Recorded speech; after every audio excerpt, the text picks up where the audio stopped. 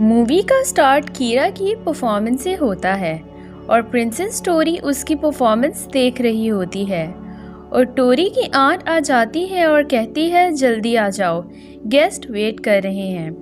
और फिर टोरी जाती है और एक तरफ कीरा की परफॉर्म कर रही होती है और दूसरी तरफ टोरी और उसकी बहनें मेरेडिथ और ट्रेवी रॉयल सेरेमनीज और बॉल अटेंड करने में बिजी होती हैं। और रॉयल दावत टोरी और उसकी बहनें काफ़ी शरारतें करती हैं और फिर तीनों बहनें विश करती हैं अगर उन्हें मौका मिले तो वो यहाँ से कहीं दूर चली जाएं और खेलें। और फिर टोरी की आंट अमीलिया आती है और उसे बहुत डांटती है कि जो भी उसने रॉयल दावत में किया और कहती है तुमने अपनी स्पीच रेडी की नहीं। टोरी कहती है हाँ थोड़ी बहुत। फिर टोरी की आंट कहती हैं जब तक तुम स्पीच पूरी ना कर लो तुम अपने रूम में ही रहोगी। जल्द ही मेरेबेला किंगडम की 500 एनिवर्सरी का फंक्शन होने वाला होता है और कीरा को भी पैलेस में इनवाइट किया जाता है और कीरा कहती है हाँ ठीक है मैं चली जाऊंगी। और कीरा एक बहुत अच्छी सिंगर और सॉन्ग राइटर होती है और कीरा का भी नाम गेस्ट लिस्ट में होता है ताकि वो मेरेबेला की 500 एनिवर्सरी के फंक्शन में परफॉर्म करे। कीरा को अपने फैन से मिलना, टूर करना और कंसर्ट करना बहुत अच्छा लगता है, बट कीरा को न्यू सॉन्ग लिखने में बहुत प्रॉब्लम हो रही होती है। कीरा कहती है एक प्रिंसेस होना कितना अच्छा होता। फिर दोनों टोरी और कीरा विश करती हैं। टोरी विश करती है कि काश वो अपनी फेवरेट पॉप स्टार कीरा की तरह उसकी लाइफ होती और कीरा विश करती है कि काश उसकी लाइफ एक प्रिंसेस की तरह होती। कीरा रॉयल रिसेप्शन में जाती है तो प्रिंसेस टोरी से मिलती है और टोरी कहती है मैं तुम्हारी सबसे बड़ी फ़ैन हूँ। फिर टोरी कीरा को पैलेस का टूर करवाती है। टोरी पहले अपना रूम दिखाती है और कीरा ये देख के हैरान हो जाती है कि हर तरफ उसके पोस्टर्स हैं। टोरी कहती है हाँ मैं तुम्हारी फ़ैन हूँ और दोनों के पेट्स होते हैं। टोरी की पेट वेनिसा होती है और कीरा का पेट रिफ होता है। और फिर टोरी कीरा को अपना ताज पहनाती है और कीरा फिर अपने माइक्रोफोन से गाउन बदलती है और टोरी कहती है वाह तो तुम इससे अपने कॉस्ट्यूम्स बदलती हो। फिर टोरी अपना हेयर ब्रश निकालती है और हेयर चेंज करती है। फिर दोनों को रियलाइज़ होता है कि दोनों एक जैसे लग रहे हैं और तभी अचानक टोरी की आंट आ जाती है और कीरा को टोरी समझ के ले जाती है। फिर टोरी कीरा को कहती है वक्त है एंट्री का।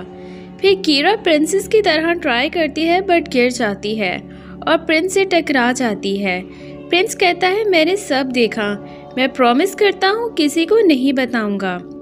फिर टोरी गेस्ट को डिस्ट्रैक्ट कर देती है और कीरा को कहती है अभी पूरा पैलेस देखना बाकी है।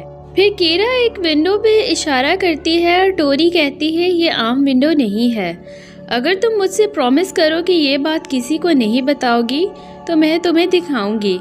फिर कीरा प्रॉमिस करती है। फिर टोरी और कीरा मैजिकल सीक्रेट गार्डन के अंदर आती हैं और वहाँ फेरिस एक प्लांट की हिफाजत कर रही होती हैं। फिर टोरी कीरा को बताती है कि ये डायमंड का प्लांट है, ये 500 साल पुराना है, इस पे डायमंड्स उगते हैं। लोगों को इस पे यकीन नहीं है बट रॉयल परिवार ये जानता है और अब तुम भी।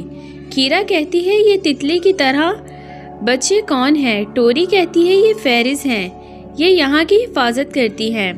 फिर टोरी कीरा को बताती है कि इसकी रूट्स पूरे किंगडम में हैं और अगर ये ना हो तो मेरेबेला ख़त्म हो जाएगा। ये डायमंड्स गार्डन है, किंगडम को मैजिकल बनाता है।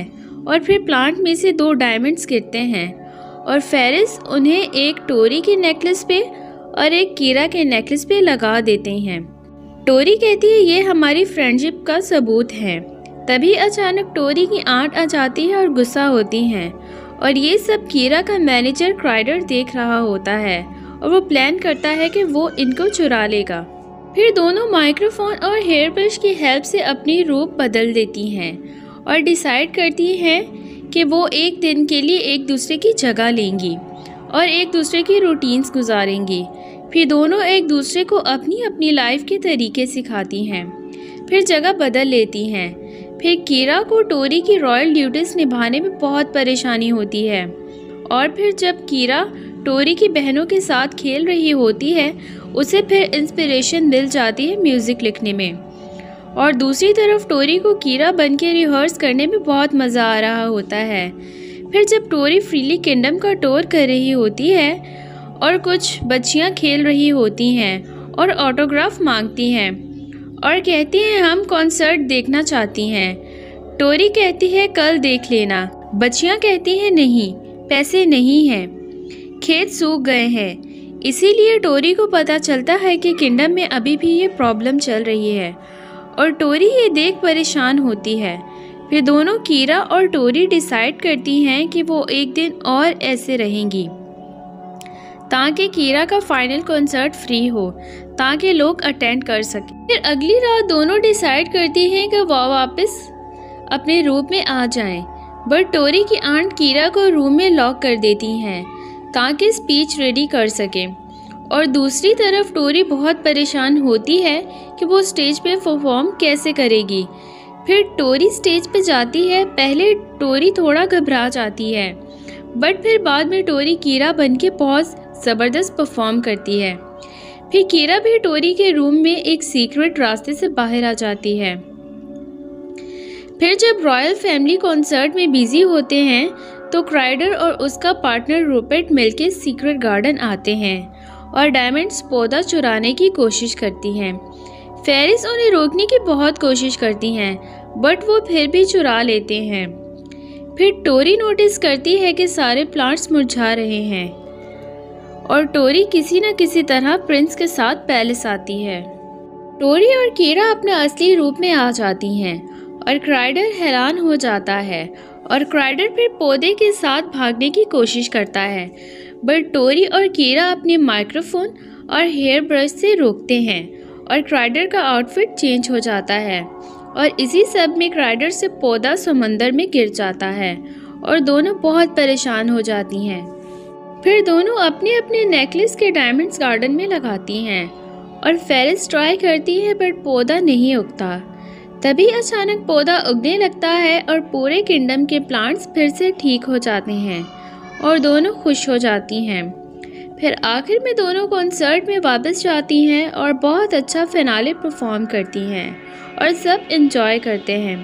फिर बाद में दिखाया जाता है कि टोरी स्पीच करती है और कहती है मैं उनकी सब की आवाज़ बनूंगी जो कह नहीं पाते। हम सब मिलके मैरीबेला को एक खूबसूरत किंगडम बनाएंगे। और यहाँ पे मूवी ख़त्म होती है। Thanks for watching.